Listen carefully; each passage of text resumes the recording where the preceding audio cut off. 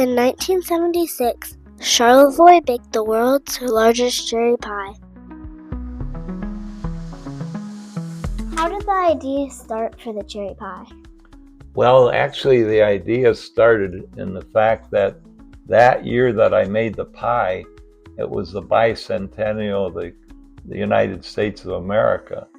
And because America started years and years ago and had the first president, who was George Washington, and George Washington's favorite pie and favorite fruit was cherries, because they grew them in Washington, D.C.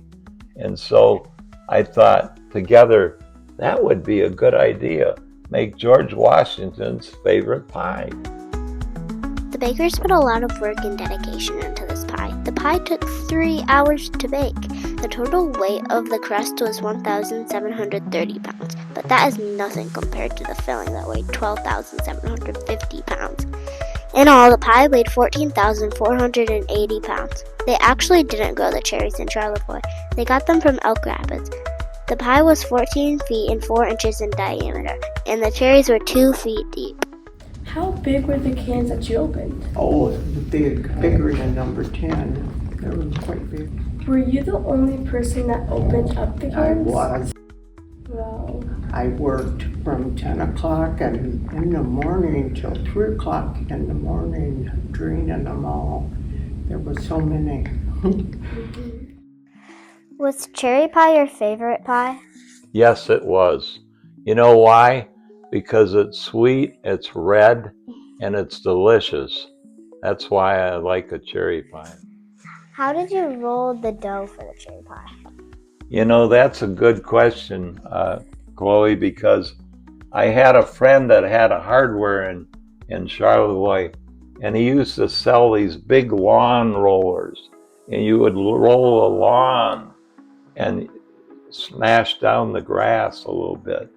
So I thought that could be my rolling pin to roll the dough. Then I had a friend that had cement troughs. That's for a carpenter or construction person that would put bags of cement into this big pot, and then he would add water and stir it up. So I thought, wow, that's a good idea.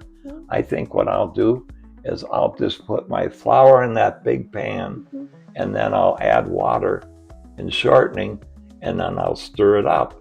So I had a great big hole, and I would hold my dough, and all of a sudden I ended up with pie dough. And then I took that dough with a shovel, and I shoveled it into a wheelbarrow, a great big wheelbarrow, and I rolled it over to a platform, and I poured the dough onto the platform. Then I took that big long roller, and I rolled it back and forth until I had a flat piece of pie dough. Then we took the pie dough and took the pan and we flipped it into the pie pan. And we did that and filled the whole pie pan with dough.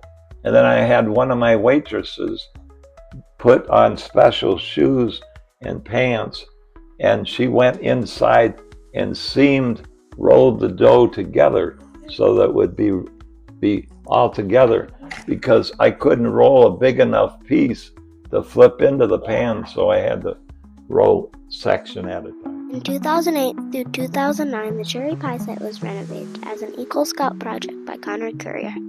The pie needed lots of painting, especially the chipping and very faded pie slice. They also did landscaping renovations and added some flagpoles. The pan and the Medusa-made oven are still visible there. The third world's largest cherry pie is an amazing sight to go visit.